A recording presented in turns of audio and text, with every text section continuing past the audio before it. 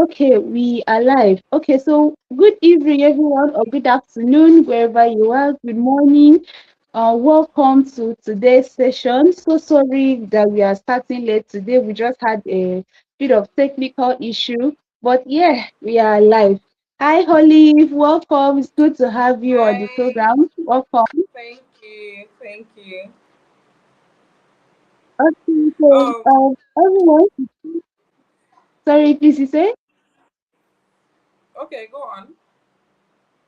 Okay, okay. So today we are going to learn an interesting topic from our speaker. The topic is People First, the Heart of Great Community Management. And so this topic is very important because you will learn why community managers need to create spaces and build communities where people genuinely feel that they belong.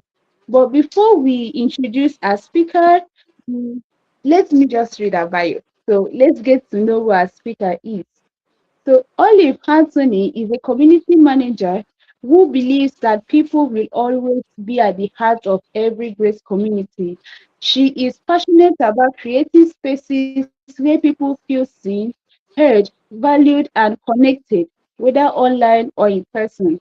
Over the years, Olive has built and nurtured communities across entrepreneurship, education, entertainment, and customer focused organizations, leading engagement initiatives, managing member experiences, and creating opportunities for meaningful connections.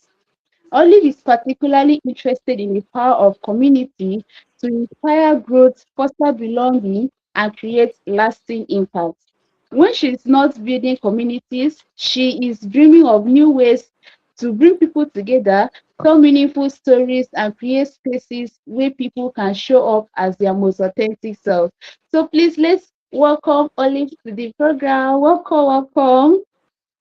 Thank Okay, so you, thank today you. yeah, so today's session is going to be a fireside chat. So, Olive, I have prepared some questions for you. Okay, so my Okay. first question is, could you briefly introduce yourself and tell us how your journey into community management began? Oh, okay. My name is Oliver Anthony, and I think you've done the most part of the introduction. I am a community manager and a brand operation specialist. And my journey into community management, I would say it took a little bit of self discovery. I think that is why this topic is my favorite. I studied accounting in school. I'm an accountant. So you would imagine an accountant being a community manager. It doesn't quite, I mean, one deals with numbers, another is dealing with people. But I realized, okay, I think this happened 2022, 2023. I thought about what to do because I had just finished my accounting degree, and I thought I suddenly did not find fulfillment in that anymore. And I thought, what can I even do? What can I do as a side hustle? I said as a side hustle, what can I do on the side while trying to scale up my accounting career? And I realized, I think who I asked somebody, and somebody said you already have a personal brand, but you have to understand what people come to you for the most, what problems you solve the most. And I realized that almost all my friends, almost all my colleagues at the time, if they have an issue, they just come to me to help resolve these issues. They come to me to talk about. They usually put me, if we are being grouped into teams and groups, am most usually the head of the group most of the time. And I had to look deeply into that and think, okay, there is something there. There is something I can actually. Plus, I like people. I like to hold spaces. I like community and all. And so I took community management very seriously during that time, and I have excelled so far. I find fulfillment in community management. It just helps me. I like customer feedback. I like to have conversations with people. I like to build trust. I like to build relationships, and I think that's just the focal point of the whole community management thing with me. So yes, that's it. Wow, I'm so great that your side hustle eventually became your main hustle. Main That's hustle. good to hear. Yeah. Okay, my second question is, looking back at your career, what moments made you realize that community management is really about people and not just about platforms? Okay, I would link that to my first community management role. My first community management role officially was in 2024. I think the end of 2024, around November or so. I was on a webinar. I attended an African immigrants webinar, and on that webinar we connected. There was a chat room where we were connecting. One lady connected with me. She's a Nigerian based in Atlanta in the US, and so she connected with me. We got talking. She said, I'm trying to build a women founders group, and I need a community manager. I need someone who will help manage the community. And I like the way you think. I like the way you talk. I like, from what else can you do that? It's like she just presented it to, like, can you do? I was like, well, yeah, that's what I do. And so I managed that community. It was a volunteer role. I managed that community. It was the hardest community I've ever managed, because it cut across people from different parts of the world. We had people in US, we had people in coming from Asia, Malaysia, we had Indians, we had Chinese, we had people. So I was working different time zones, and now I was also dealing with people from different cultural backgrounds, different views, different career. We had doctors, we had professors, we had lecturers, we had business owners. My God, it was a very complex community. And I realized that I cannot just be posting something on this community and be expecting engagement. I have to get to know each of them and what they do. Usually, when I started the community, I'll just wake up and post the task for the day or the conversation for the day, but it wasn't quite driving. And I said, okay, do you know what I'm going to do? I'm going to start recognizing people. So when someone reacts to something that I've posted, I will now highlight their name, call them. Oh, I saw that you reacted to this. Thank you. How does this align with you? People were responding more when it was personalized than when it's a general thing. I said, okay, this is not about metrics. This is about making people feel seen, because that community was made up of women founders across the world, like women in that own businesses, women that owned a lot of things, women founders basically. So these founders are not here to be in another group chat that are just talking about, just trying to farm engagement. They wanted a community where they were feel, where they were seen, where they were valued, where their opinions mattered outside their workspaces. I had to create that environment. Very hard, but very fulfilling. I think that was the turning point in my career. So yeah. Wow, that's a good experience. Thank you so much for sharing. Okay, so let us shift a little bit to the title of today's session. So the title is People's First. What does people first truly mean to you as a community manager? What it means to me is that when you think community, all right, in fact, when you're building something that will be consumed by people, because whatever you are building will not be consumed by animals, by people. Whatever you are, whether you are a designer, whether you are a founder, you are trying to create a product, whatever you are building has to do with people. And people first means that in your design, in your production, let people be the center of it. Let people feel why do people, you should ask yourself. That's what I tell founders, I tell people that are building something. Ask yourself, why should somebody pick up my product? Why should somebody work with me? What do you understand? Why it goes beyond what you're offering to a sense of belonging. People want to belong, people want to be seen, people want to be heard, people want to be included. So people first is the heart of great community management. If you are managing a community and you are chasing likes, shares, you're chasing metrics, engagements, I mean, you are built as an audience.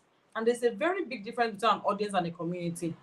An audience consumes, a community participates.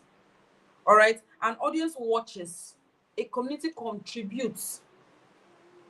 There's a very big difference with that. So when you place people at this, when you have an audience, you are placing your product first. It's your product and service that is first. When you have an audience, when you have a community, it means you are placing people.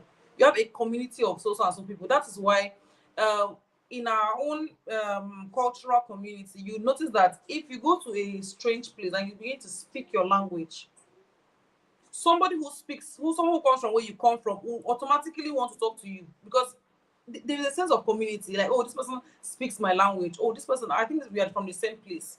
Do you understand? That's what people want to feel. You don't just go and say, oh, I'm an Akwa Ibomite, or I'm an Igbo person, or I come from the Yoruba tribe. People want to feel at the heart of it. That's what community man. It's not about numbers, it's not about metrics, it's not about engagement, none of that. Thank you so much. Thank you so much for that. That's really correct. Okay, so look at what people think about community management. A lot of people think that community managers, their job is mostly to post and to reply to messages. But how will you define community management beyond those tasks? Well, anybody who thinks management is just about posting and replying to messages, they are not wrong. I thought about it like that before, but over time, I have understood that it goes beyond all of that. Community managers were seen as anybody that can reply messages, anybody that can reply my customers. Over time, we've understood that people don't just want to hear replies. Like I said, I used to the example of the women founders group that I had my first full-time experience of community management as an example earlier. And I said when I went there, I was being the community management, the community manager that I read about, that I heard about, that oh, just reply messages, keep the community engaged and all of that. It did not work because then that group sounded like every other group. That group sounded like every other person trying to sell a product or trying to sell their brand. I had to understand that as a community man, you build trust, you build relationships, you're a problem solver, you advocate for members. I currently work in an entertainment. I currently work in an entertainment industry, and we have a community. Now, when I started working there in June. That's last month. Yes. When I came to the community, the CEO told me we used to have a community, but that community got dissolved because of a lot of issues. I'm trying to bring back the community. What she did not tell me was to the extent that that community had scattered. So we tried to bring back members again into the community. I had to find out what the problems were. Can you imagine that one member, when I tried to add her up, because I tried to message her first and let her know that she'll be joining the community back. I was like, no, I don't. So I was like, what's the problem? She said, my daughter is a member of your dance studio, right? My daughter is a key member there. And on her birthday, she, are you with me? Oh, I think we've lost you. And so she said, on my daughter's birthday, she was not recognized. Are you with me now? Yes, I would be so sorry Okay. about that. It's okay. And so she told me on my daughter's birthday, she was not recognized. She was not posted on the group for her birthday. Now, my CEO did not see that as a big problem, but it was a problem to her because she felt like my daughter is a part of this community, yet there was no record or reference of her birthday. Another member said, my wedding, I sent the invite to the CEO. I was expecting her to post it on the group, but she did not. You see, these little issues shows you why communities is more important than an audience, because an audience will not care whether you celebrate their birthday or not. It's not about someone who has seen themselves as part of the company, as a community. Now they expect these little things, celebrating their milestones, spotlighting members, all these little things. That's what makes a great community. That's why people matter first before any other thing, before your product, before your service, before your structure. People first, and I would always emphasize that. Okay, thank you so much. Okay, my next question is, how do you balance achieving business goals while still making your members to feel genuinely valued? How do you balance achieving business goals? Because every business they have goals to achieve, but in the Yeah. community, some community members might feel like they are just posting the business product services and all of that. So how can we as community managers balance that? Again, we can balance that when people come first. When people come first, there's a connection.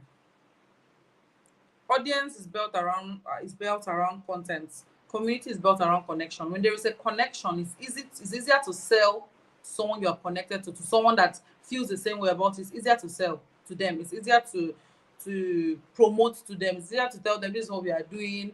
Please pay. As a matter of fact, let me use this my current job as an example. When I entered the company, it's an entertainment company. They had about two shows coming up, and they didn't know how to start. Ticket sales was low and all of that. But when I came in and I tried to bring in the connection in community, right? I spoke to the community members. I said, "Oh, look, we are having two shows coming up," and being that I had resolved their conflicts, that arise before, way before I became a community manager. I was able to build back a little bit of trust in them. It was easier for me to bring these things to them and promote to them, because I made them a part of the whole journey. I was sending behind the scenes content to the group. I was sending every step of the way, everything we're doing. I was giving them updates. This is what they are doing. I was carrying them. I made them feel important. I made them feel like part of the company. This is what we are doing. This is what we are not doing. This behind the scenes and all of that. And so when the day of the show finally came, it was easy to sell tickets. They were buying tickets. We did not need to beg that, oh, please come and buy tickets. Oh, they were buying. Most of them were buying for themselves. Most of them were buying for their kids. Most were even buying as gifts to their friends. Do you understand? So you can achieve business goals while still being a great community manager, because you understand that the two, they work hand in hand. I mean, you can still achieve business goal without having great community management. You can, but it will be slower. The process will be slower. You will need to do a lot more than if you have a community. Because in my own community, it was now the parents and the community that were helping us share flyers. They were posting on their status, oh, I'll be attending. We made this flyer where they can put their faces, put their children's faces and post. So they were the ones marketing for us. Because as a community, you understand, we spent less in marketing last month because we were able to deploy these people. Oh yeah, put your name here, let's market, and tell people you'll be attending this show. That would be at least one or two people from their contact will ask, what's this show about? And they would explain. That way we have like 2 ticket sales from each person, or 3 or 5 or 10. Do you understand? But if we're only relying on ourselves, we would have to put in a lot of money in meta ads. We would have to put in a lot of money in promotional content. Do you understand? So it's not like you cannot achieve business goals without proper community. You can. It will take a longer process and a more expensive process. But when you have a solid community behind you, it's easier. They align with you. You just carry them along and they will do the rest. The rest will be seamless. Yeah. Okay, thank you so much. That is very correct. Okay, so let us just go a bit into managing of conflict in the community. So I want Management of what? really like Sorry. more conflict, like difficult situations in the Oh, community. okay. Yeah. So I want to ask regarding putting people first in the community, how have that helped you as a community manager to deal with a difficult situation? Okay, let's just say if there's a difficult situation that will have gone into something bad, but how did putting people first help you to handle that situation? And please, can you share any experience if you have? Okay, I will say it again. I'll take it back to the job that I had in June, because I met that job. In fact, I was literally called in to save the day like Superman, because there was no community, and not only was there no community, there was the history in the past community was so bad, right?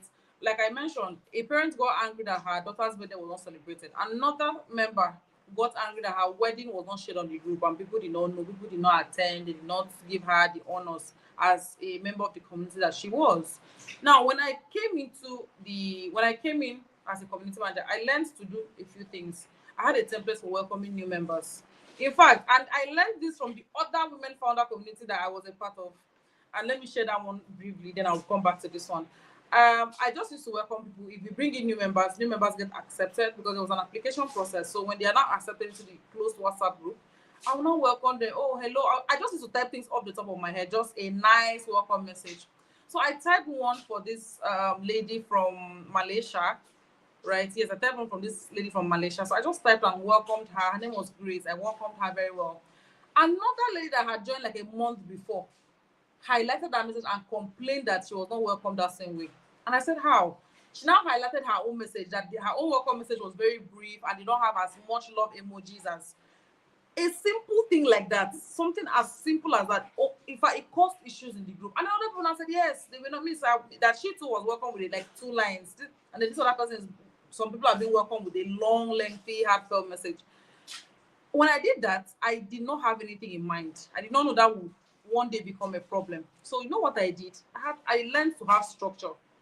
So this is what I do. I have a welcome new members template. I have to have a template on how I do everything. So every new member that comes, I just edit name. I just put your name there, and it's the same message I'm sending to everybody. Do you understand? especially for like general things like welcoming new members or birthday celebrations or every other thing. Now, let me take it back to this other group that I'm now a part of. When I entered, I told you, man, since you've already mentioned that this is what happened, I need the name of each member and their birthdays, possibly anniversaries or milestones that they will celebrate throughout the year. I need that. Send a message to them and ask, sorry, we can celebrate them. She was like, how can she do that? What if they don't want to share? I said, they want to share. When they know that they want to be celebrated, they want to share. And so I sent the message, and people were even more than happy. Oh, my birthday is here, my wedding anniversary is here. I'll be 10 years at work here, and they were happy to do that. And I was putting the messages out on the group and welcoming new people. Now we resolved one conflict of people feeling not celebrated enough. Another conflict that came up was spamming the group. For a community manager, you will understand that people can just wake up one day and send messages, start spamming the group from things. It could be prayer links to job flyers to things without getting your approval, especially if it's an open group. And that's now if you just say, okay, because there's a rule that don't spam message and you just go ahead and delete those things like that, you can provoke somebody, you can provoke the person that sent the message. The person cannot decide, oh, that was rude. So you have to find a way around that. So what I do is when you send those messages, I come to your DM and I bring out our rule again to you, and I said, please, this thing you are, I try to be nice. Please, this thing you are doing, if you want to promote anything, send it to me as an admin. I'll run it through the management, and if it's something we want to share, we'll share. You understand? Then I now go to the general group and delete it. You see, when you are dealing with people, people react differently to different things. Another person will not even be angry that you deleted that kind of message. Another person will flare up, right? So when you are dealing with people, you have to be psychologically ready for battle. You have to be ready to be able to diffuse situations, and that will help you when you respect people, when you put people first, when you respect their opinions, when you understand that sometimes what they are doing is not to hurt you, they are just doing what they would do every other day. It just happens that it doesn't align with your goals at the moment. You have to put that in mind, and so you have to respect them enough to meet them respectfully and resolve that issue without escalating it. So that's it. Right. You're right. I really love those points that you said. Thank you so much. Okay, so let's look at the aspect of creating a sense of belonging in the community. So I want to ask, how can Yeah. community managers create belonging? This one will definitely be helpful for our community that are watching. So how can they create a sense of belonging in their community instead of just looking at getting new members into the community every time? So how can they go beyond getting new members in the community to creating a sense of belonging for both the old members and the incoming new members? How can they do so? Okay, there's something that I use in my community that works for me, and I call it member spotlighting. So, in a week, every week, at the end of every week, which is always mostly on Saturdays, I spotlight the member that has given the most contribution, the member that has sometimes as most as the member that has given us the funniest stickers. They say, oh, at so and so person. I can say, oh, at Edidium, this week you have been amazing. This week you have been on fire. You understand? People like that. People like people are that person is going to feel seen. Is going to feel, oh my god, that's nice. And if it's in a group where we have a resource group, like a community where we have a resource group, there are people that constantly share resources, meaningful resources. They just constantly share things that are helpful in the resource group every week. So I spotlight that person. Oh, thank you. People have gotten jobs through what you've sent. I see what you've done. What you have done is acknowledge those members, make them feel appreciated, and also tell members of the community that when you engage with us, we see you and we appreciate you. Another thing that I do is celebrate them on their special days, birthdays, anniversary. In fact, what I do is I pay attention to details very well. You see this jotter, it contains a lot. So I can be on the group and someone says, I have an interview on Thursday next week. I'll just write it down, write the person's name, write what they said they're going to do. Thursday early in the morning, after greetings and everything, I highlight that person and say, you mentioned you have an interview today. We wish you the best of luck. Community managers, please wish this person luck on that. That creates, oh my goodness, my light is out. Sorry. That creates a sense of belonging. That makes that person feel seen. My light is out. Sorry about that. So the person will feel seen, the person will feel loved, right? Can you see me? I hope so. Yes, yes, I can see. Okay, the light will Yes, come back yes. on in a second. Sorry about that. So what you are doing is you've created a sense of belonging for that person. You've created for different people, even silent members, even members that are silent. Once in a while, I highlight, oh, so and so person, we've not heard from you in a week. Are you okay? Are you good? Would you like to talk? If they don't respond in the group, I go to their DMs and I message them personally. Sometimes I call, we've not heard from you. Is everything all right? You notice that that member now feels very, very seen, very loved, a part of a community. That oh, people actually realized, recognized my absence and reached out to me. As even at you as a person, you would feel whether you're a member of the community or not. If someone calls you because they've not heard from you or seen you in a long time, you would feel loved.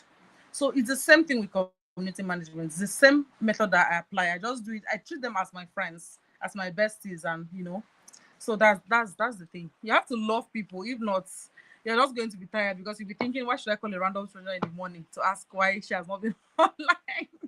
So you see, you have to be a people's person. You have to love people to be able to work all these strategies effectively. Thank you so much for sharing that. That is a very good strategy. So making sure that your community members they feel loved, they feel welcome. That is definitely going to do a lot and create a sense of belonging. Okay, I have a few questions left. So for someone that is just starting out in community management, what is the most important skill to Yes. learn first? What's the most important word? Skill they should learn first. Skill. Oh, Okay, I would now say I was asking. communication. I would say the most important skills to learn as someone who's just starting out in community is communication. Learn the art of communication. Learn how to communicate in the good times, in the bad times, in the in between time. Learn how to communicate. Communication is key. People feel valued when you can communicate to them effectively. Let them know that oh, if we had a meeting scheduled by 10 and it's no longer visible by 10, let them know oh, we may be 10 minutes late. Do you understand? If you have conflict with somebody or you're trying to resolve, let just communicate. Proper communication. Let people know. Communicate to management effectively so that you in turn can be able to communicate to members. Because if management is not giving you information and members are not getting information, you are the middleman. Management will blame you for not coming to ask them because they have a lot on their plates. Members will blame you for not giving them information. So you learn the art of communication and learn how to manage the communication that you have. I know that sometimes my bosses, they can come to you and just throw a message. Oh God, tell the people that so and so thing is going to happen. And that sounds crazy, to be honest. You're thinking, how can I even tell these people that this thing that we had all planned out for is no longer working? People will get upset. You have to learn how to communicate that properly to the group. Because hey, I mean, it's the management fault that is not working. But if you communicate it poorly to the community, management will blame you. The people will blame you. So communication is very important. I cannot overemphasize because you see everything I have said so far for the past almost 30 minutes is revolves around communication. If you notice, it revolves around communication. How you make people feel is how you communicate. It's you communicating whatever it is to them. So please, communication is very important. Learn it. You're right. Because as community managers, we are like the middle man or the middle main between the organization and the people in the community. So communication is very important. Okay, please, I have one question for you on AI, especially the use of AI now. So with the use of AI in community management as well, how can community managers still become more people like sound like humans despite using AI to help them with their work? Because we have a lot of community managers using AI, for content and all other activities to help them. But how can they still incorporate their human side into their work despite using AI? Okay. I know that I get this a lot. As a matter of fact, at a conference that we had like 2 3 weeks ago, this was all that was said. AI, people was saying AI is taking our jobs, AI is not doing this, people are not knowing that we are good writers from AI, designers were complaining AI. See, I feel like AI should be a tool that you leverage on, right?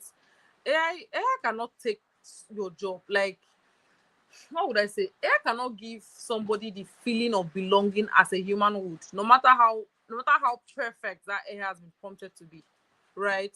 So what you do is that you do not completely shun AI because you think, oh, I don't want to use AI. So that people, you learn to use it, but you learn to use it in a way that benefits you, right? You learn to use it in a way that highlights your work. So as a community manager, there are a lot of things. Like for example, there's this new WhatsApp feature where Meta AI replies messages, something that was the role of the community manager at first, where Meta AI can reply messages. Well, what you would do for me, what I do is I look at prompts. I look at how AI prompts those answers, how they answer the questions, the structure that they use, and I try to use it in my own way that feels human like. If you're a writer or someone that is a creative, you can read when you see an AI generated content, you would know. Like there is, I don't know, it just feels there's something mechanical about it. You would know. When you see something that has been written by somebody, when you see strategies that someone sat out and thought about, you would know. That's why as community manager, you don't do generalized. This is what I tell people. In order to be able to get rid of AI in your work, don't do generalized content. Don't do generalized strategy. Don't just wake up, your management will ask you, we need strategies for the month. You just go and prompt on ChatGPT, copy and paste. No, personalize it based on the group needs, based on the community needs. That way, you understand? That way, you can recycle that content over time.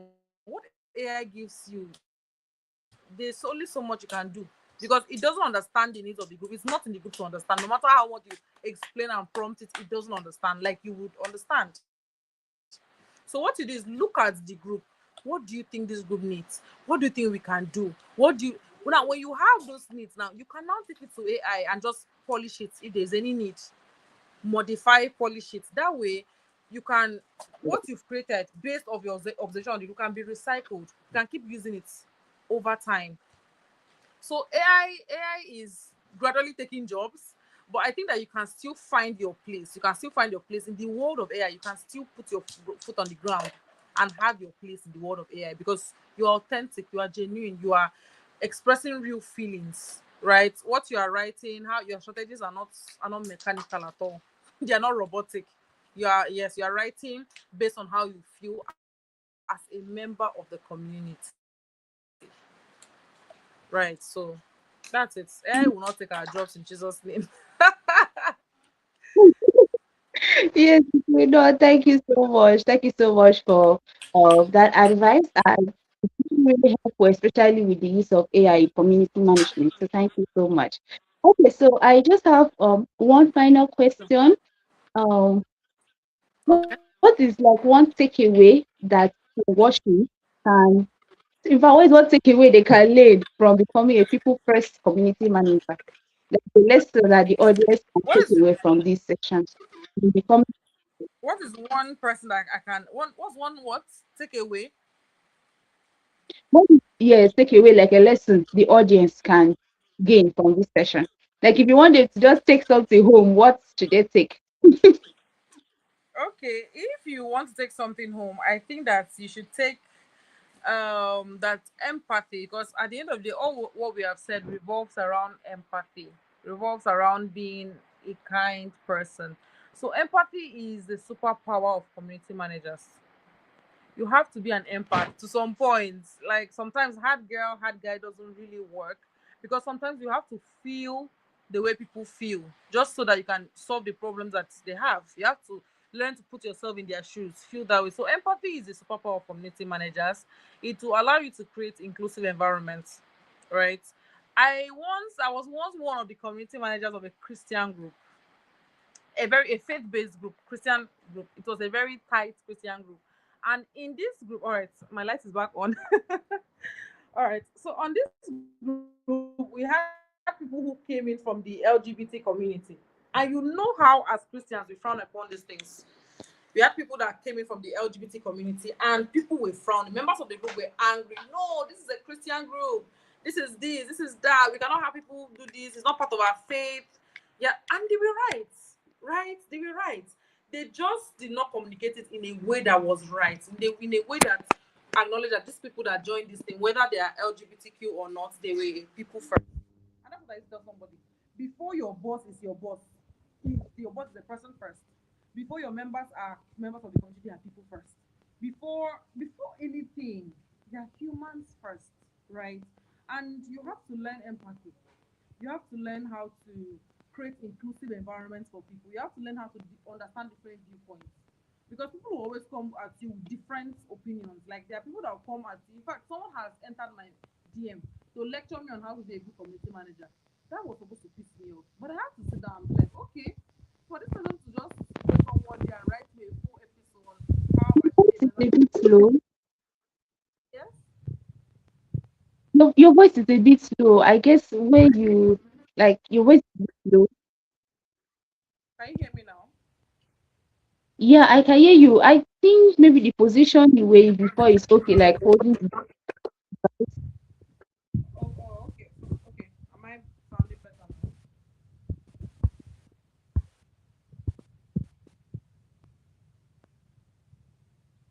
Hello.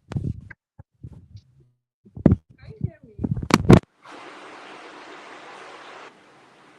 Oh my goodness. Are you serious? Yes, yes, yes, yes, I'm okay. Okay. Can you hear me now? Yes, yes, it's better now. It's better now, right? Yes. Oh, okay. Sorry about that. I shouldn't have moved because when you hear the lighting. So what I am saying is that empathy is going to help you create an inclusive environment. Okay, I guess it's still the same. I don't know if you can like go back related to JP or something. It's still the same. Okay, now it's better. I think this position is better. Oh my god, okay. And you can hear me properly now. Yes, I can hear you.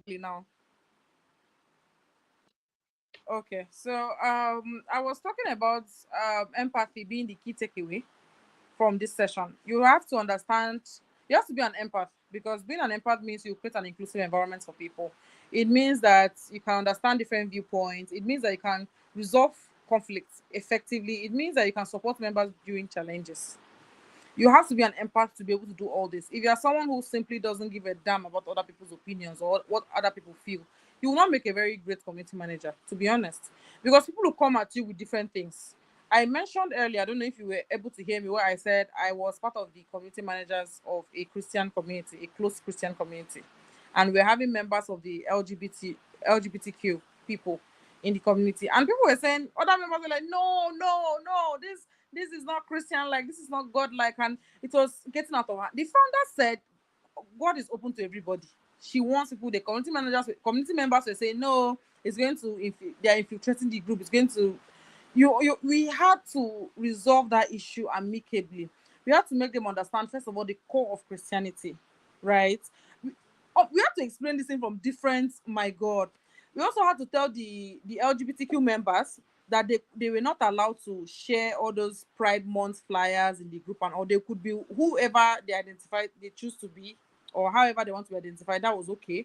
But what was not okay was trying to like share some of those things on the group without admin permission. So that way, both parties feel comfortable. Do you understand? So you have to learn how to you have to learn how to manage these situations, really, because if you are going to be, how would I say, if you are going to be an unfair person, you will not be a very good community. You will be the one causing conflict in the group rather than resolving it. If you are going to be an unfair person, or if you are going to start taking sides, sometimes you have to agree to things even when you yourself, it's against your personal views, right? You don't bring your personal views or your personal, however you feel, into a community. You have to let go of that and do what's best for the community. So if what's best for the community goes against your views, unfortunately you have to do it, because it's for the community, not for you. So you have to learn empathy. You have to learn empathy. You have to learn to value people's opinions. You have to learn how to value feedback. Because one time someone came into my DM and from a community I manage and told me and was giving me tips on how to be a good community manager. I wanted to feel offended, but then I said, well, if this person is coming to tell me how to be a good community manager, then it means that they've observed me, they've watched me, and This is them giving me feedback. So let me take it as constructive criticism. I cannot be mad. I just told the person, thank you very much. I'm glad that you've observed me enough to highlight this point, and just try to, because if I was to change this for the person in my DM, it will not end well. Right. So that's like what you should learn. Just learn how to deal with people, learn how to handle people in different situations. Because you cannot help it. You would always meet people, right? So that's it. Thank you so much. Thank you so much. That is a very big takeaway. Learn how to have empathy for your community members. Thank you so much. Yes. Okay, so there are some questions from the audience. Someone actually asked a question in the Luma registration. So I'm going to ask.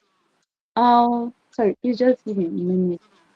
Okay, Okay. so the person asks, what advice would you give to volunteers managing communities with little or no budget? That's the person's question. Little or no budget, like it means they're not getting paid, right? Yeah, yeah, Is I that guess is that maybe the community doesn't have budget for stuff. I think that's what the person means. what first of all, this cut across other areas of of other careers apart from community managers. First of all, you have to know who you are and the standard that you can take.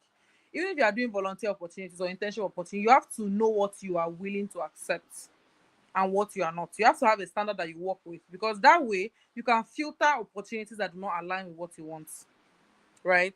However, you can manage communities with little or no budget by, I think you just take it as a learning experience. That's what you do. I have managed a community before and I wasn't getting paid, not even data allowance, but I learned so much from that community and I networked so much from that community.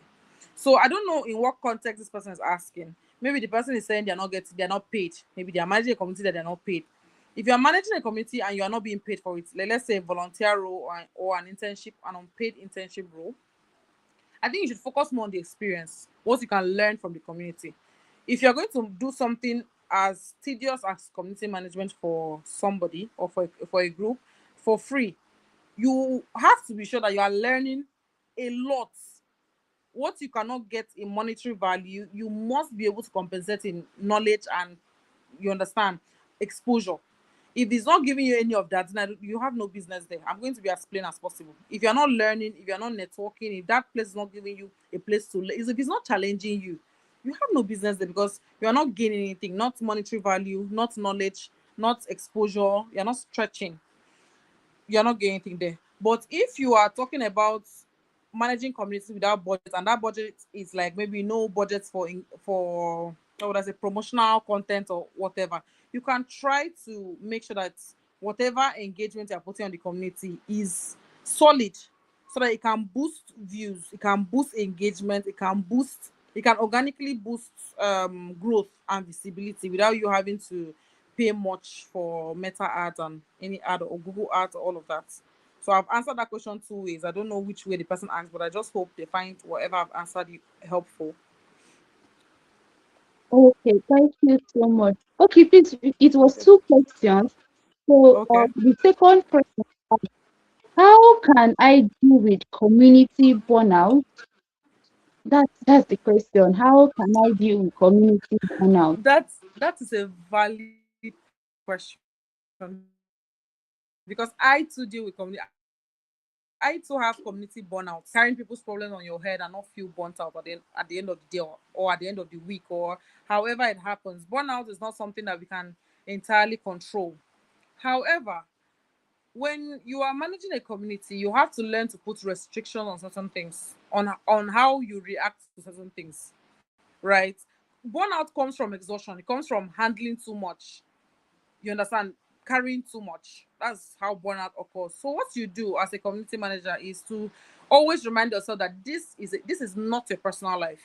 This is a community of mine. This is people's problems. It's on you to solve, but then it's their problem, right? Constantly remind yourself that I am just here to help them solve the problem. If I bring up a strategy and it doesn't work, it doesn't mean I'm a failure. It simply did not work because it did not work. When you constantly feel like every time I bring up strategies, every time that I bring up solutions, it doesn't work, and you allow it get to you, it's going to. I mean, at some point it will get to you, but not constantly. Don't let it get to you constantly. Understand that whatever solution you give to people cannot. I don't know. No matter how generic that advice solution is, it may not always work in every problem, right? It can work for A, doesn't mean to work for B. To work for B doesn't mean to work for D.